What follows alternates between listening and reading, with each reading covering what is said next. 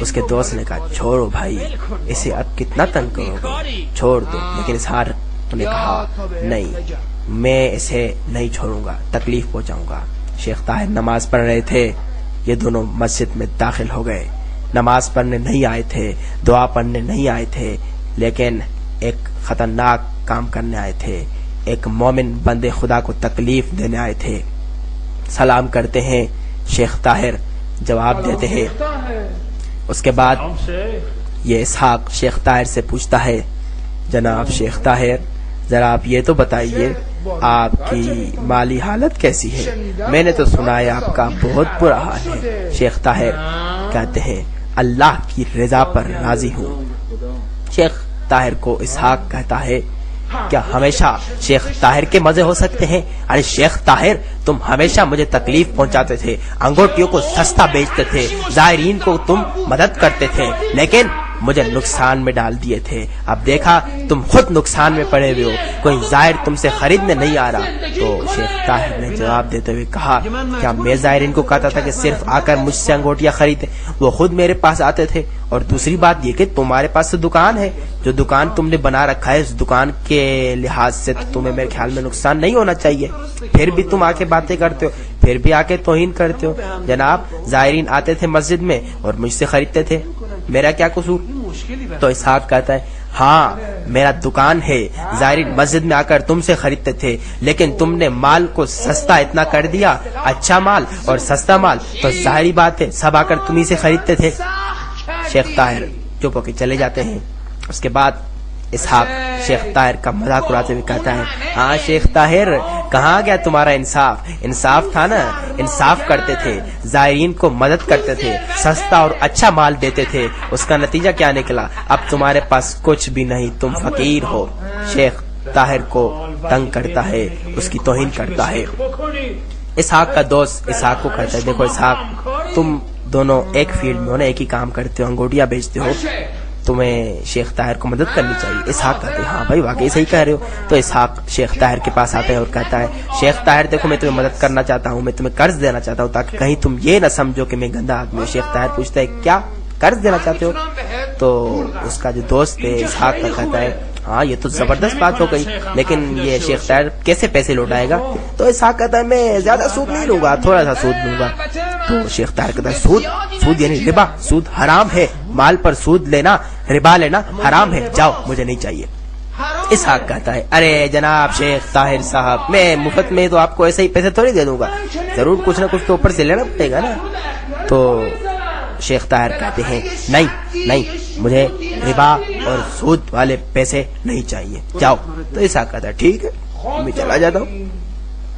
اسحاق اپنے دوست کو کہتا ہے میں اسے برباد کر دوں گا، اسے ایسا نقصان دوں گا جو پوری زندگی بھر پچھتاتا رہے گا.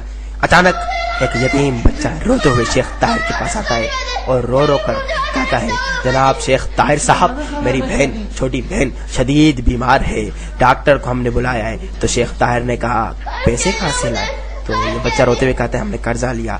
شیخ طاہر کہتے ہیں تو ڈاکٹر نے کیا تمہاری بہن کے علاج کے لیے کچھ بتایا ہے یا نہیں؟ شیخ طاہر کو بچہ روتے ہوئے کہتا ہے نہیں مجھے کچھ معلوم نہیں، صرف اتنا معلوم ہے کہ ڈاکٹر نے کچھ امی کو بتایا. اس بات کو سننے کے بعد امی زاروں قطار رونے لگی. شیخ طاہر کہتا ہے بیٹا تم چلے جاؤ، میں کچھ نہ کچھ بندوبست کر کے آتا ہوں. یہ اسحاق اپنے دوست کو کہتا ہے لگتا تو یوں ہے کہ شیخ طاہر کو اب پیسوں کی ضرورت ہے. شیخ طاہر پریشانی کی حالت میں روتے ہوئے اب سوچتا ہے کہ اب کیا کروں، یا اللہ میرے پاس تو کچھ بھی نہیں، میرے پاس تو ایک سکہ بھی نہیں، میں کیا کروں؟ خدایا وہ یتیم بچی مر رہی ہے، میں اسے کیسے مدد کروں؟ سوچ ہی رہا تھا بیچارہ. تو اسحاق شیخ طاہر کے پاس آ کر کہتا ہے جناب طاہر صاحب میں اپنی بات پر ہوں، آپ کو اگر قرضہ چاہیے تو میں آپ کو قرضہ دے دوں گا، تھوڑا سا سود دوں گا. تو اس کا دوست کہتا ہے شیخ طاہر کو اور اسحاق کو کہ دیکھو اسحاق، یہ شیخ طاہر سود نہیں لے گا، چاہے جتنی مصیبت اس کے سر پہ آ جائے، تم اسے کسی اور طرح سے مدد کر لو. تو اسحاق کہتا ہے ہاں صحیح کہہ رہے ہو، میں اسے کسی اور طرح سے مدد کرتا ہوں. طاہر صاحب میں تمہاری تمام انگوٹیوں کو خرید لیتا ہوں. تو اس کا دوست کہتا ہے اسحاق کا یہ زبردست بات ہو گئی، تمام انگوٹیاں زبردست بات ہو گئی. اسحاق کہتا ہے تمہاری تمام انگوٹیوں کو طاہر میں 50 سکوں میں خرید لوں گا. شیخ طاہر حیران ہو کے کہتا ہے، طاہر حیران ہو کے کہتا ہے کہ اسحاق 50 سکوں میں؟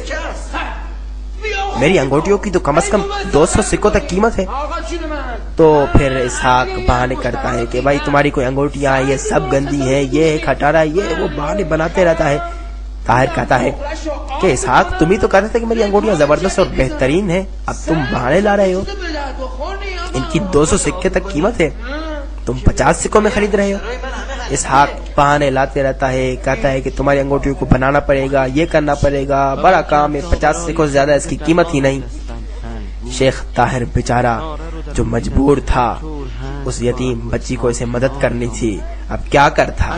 مجبوری کی حالت میں اس نے کہا ٹھیک ہے میں کیا کروں، مجبوری کی حالت میں بیچ دیتا ہے اور 50 سکے اٹھا کر بچی کی عیادت پر آتا ہے۔ دیکھتا ہے بچی شدید بیمار ہے، شدید بخار ہے، بخار میں تڑپ رہی ہے۔ شیخ طاہر کہتا ہے میں یتیموں کے گھر پر گیا، دیکھ رہا تھا، ان کی حالت کو دیکھ کر برداشت نہیں کر سکا، بھائیاں رو رہے ہیں، بہن شدید بخار میں تڑپ رہی ہے، میں اس حالت کو دیکھ کر برداشت نہیں کر سکا، برداشت کرنے کی بہت کوشش کی لیکن افسوس کہ برداشت نہیں کر سکا، اٹھا اور گھر سے نکلا، گھر کے باہر ان یتیموں کی غربت پہ زاروں قطار رونے لگا، رو رہا تھا اور کہہ رہا تھا خدایا مجھے مدد فرما تاکہ میں ان یتیموں کی مدد کر سکوں، خدایا مدد فرما۔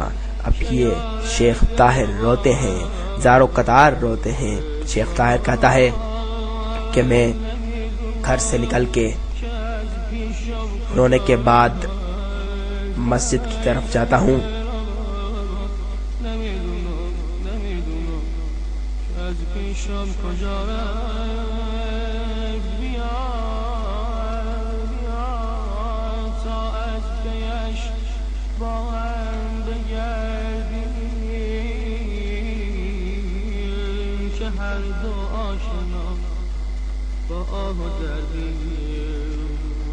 مسجد کی طرف جا کر زارو قطار رو کر امام زمانہ سے مدد مانگتا ہوں، یا صاحب الزمان ادرکنی۔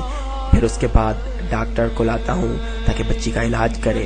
چند دنوں تک ڈاکٹر آتا رہا، بچی کا علاج کرتا رہا اور جتنے پیسے میرے پاس تھے میں ڈاکٹر کو دیتا رہا، یہاں تک کہ میرے تمام پیسے اس بچی کے علاج پر ختم ہو گئے۔